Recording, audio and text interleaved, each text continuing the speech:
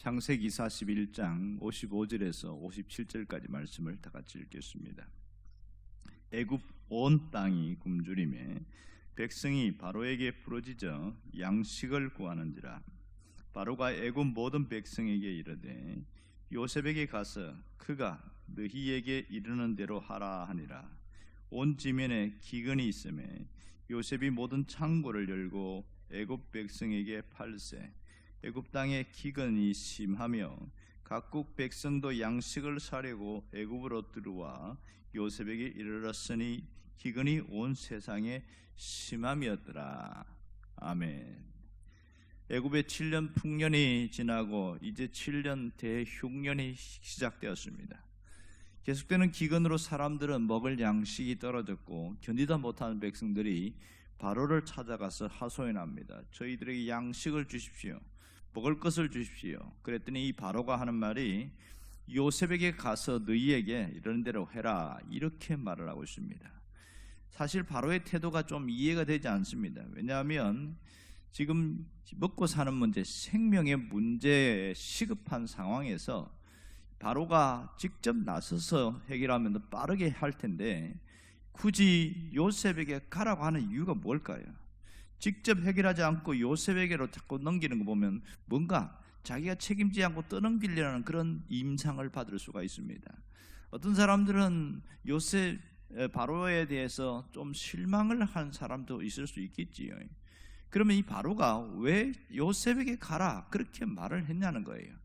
그것은 이 바로가 식량 판매에 대한 모든 재량권을 요셉에게 주었기 때문입니다.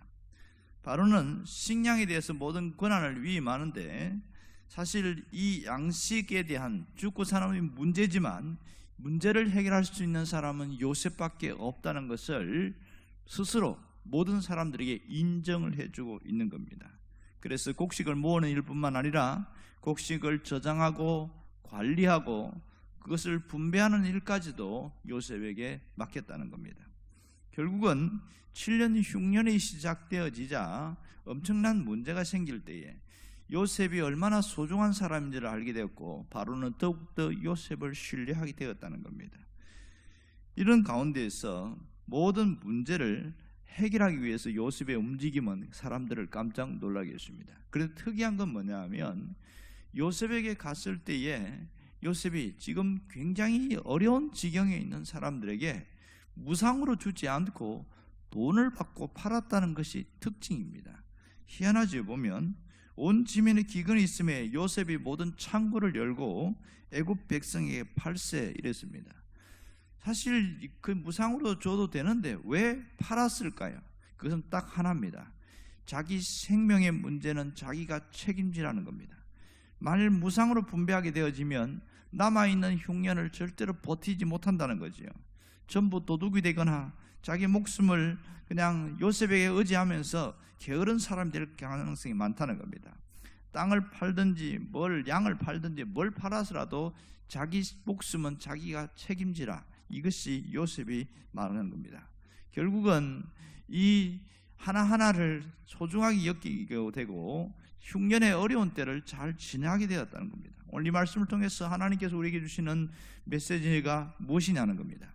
그것은 오늘 요셉은 예수 그리스도의 모델이라는 것, 예표가 된다는 것을 오늘 보여주고 있습니다. 요셉은 영적 생명의 양식을 나누어준 예수님의 예표가 되는 것을 분명히 알 수가 있습니다. 예수님은 우리에게 영혼의 양식을 나눠준 분입니다. 자, 요셉이 값을 받고 양식을 내어줬지만 예수님은 값없이 모든 것을 은혜로 주었다는 것이 특징입니다. 그리고 요셉에게 사람들이 찾아가야 양식을 얻을 수 있었습니다. 모든 사람들이 예수님께 찾아와야 양식을 얻을 수 있습니다. 영생의 양식, 영혼의 양식을 얻을 수 있다는 것을 우리가 알아야 됩니다. 그러므로 누구든지 예수님께 나와야 된다는 사실을 강조하고 있습니다. 오늘 우리는 문제 해결을 위해서 어떻게 살아갑니까? 우리는 수도 없이 많은 문제 투성이 속에 살아갑니다. 하나의 문제를 해결하면 또 하나가 기다리고 있고 하나의 산을 넘으면 또 하나의 산을 넘어야 하는 것처럼 얼마나 많은 문제로 우리가 싸우는지 모릅니다. 작년보다 올해는 훨씬 더 어려운 삶을 살아가는 것이 우리의 모습입니다. 나이가 젊은 사람은 젊은 대로 자기의 문제를 놓고 고민합니다. 직장의 문제, 또 가정의 문제, 결혼의 문제, 이런 문제를 고민합니다. 나이가 든 분들은 든 분대로 자식 문제로 굉장히 많이 고민합니다. 그리고 노후 문제로 고민하고, 또 하나는 건강 문제로 상당히 신경을 쓰는 입장입니다. 자, 신앙생활 하면서 교회 안에서 오는 갈등들이 있어요. 이런 것 때문에 신앙생활함이 편치 않은 분들도 있습니다. 사람 때문에 오는 갈등으로 굉장히 힘들어하는 분도 있습니다. 반대로 고민을 하고 있는데 거룩한 고민을 하는 분도 있어요. 어떻게 하면 믿음으로 살 수 있을까? 어떻게 하면 신앙이 자랄 수 있을까? 이런 것으로 고민하는 그런 분들도 있습니다. 크고 작은 문제들이 우리를 항상 우리에게 찾아와서 힘들게 할 때도 있지만, 여기서 어떻게 해결해 나갈 거야 하는 겁니다. 이 모든 문제를 해결할 수 있는 방법은, 모든 열쇠는 예수님께 있다는 사실을 놓지 않기를 원합니다. 해결의 열쇠는 예수님께 있습니다. 예수님을 통해서 풀고 예수님의 중심으로 풀어나가야 됩니다. 그러니까 우리의 영적인 문제와 삶의 문제는 예수님을 통하여 모든 것을 풀어날 때에 원활하게 순조롭게 풀어나갈 수 있습니다. 그것이 빵의 문제이든지 질병의 문제이든지 아니면 정신적인 문제이든지 어떤 것이든지 주님께 나올 때 해결이 되어지고, 주님께 나올 때 문제가 풀어집니다. 자녀의 문제도, 건강의 문제도, 경제적 문제도, 마음의 평안도 주님께 갈 때 진정한 해결자가 되어진다는 것을 알 수 있습니다. 우리가 해야 할 일은 딱 한 가지입니다. 예수 그리스도를 온전히 믿는 일입니다. 온전히 믿는 일. 자, 요한복음에도 보면 그런 말씀이 나오는데, 하나님께서 보내신 예수를 믿는 것이 하나님의 일이니라, 이렇게 말했습니다. 우리가 하나님의 일을 하기를 원한다면 예수를 온전히 믿는 것이 대단히 중요합니다. 예수를 믿으면 영생을 얻게 되어지고 우리의 영혼이 줄이지 않게 되어집니다. 우리의 모든 문제 속에서 예수님께 나오지 않고, 이게 하나님의 일이라고 생각하는 사람들이 의외로 적습니다. 그래서 자꾸만 교회 오면 사람을 보고 주변을 보고 나에 대해서 어떻게 대하는가, 이것 때문에 섭섭한 마음도 들고, 이런 일들이 굉장히 많습니다. 하나님의 일을 하러 오는 것이 중요한데 그게 안 되는 것이 얼마나 많은지 모릅니다. 그래서 교회가 해야 될 일은 예수 그리스도께로 인도하는 문이 되기 때문에 교회가 굉장히 중요한 부분입니다. 그러므로 교회에 나온 분들은 뭘 해야 되냐? 예수님 품 안으로 들어가는 노력을 해야 됩니다. 어쨌든지 예수님 품 안에서 머물려고 할 때에 놀라운 변화가 있습니다. 그래서 우리가 성경을 읽는 이유도 여기 있거든요.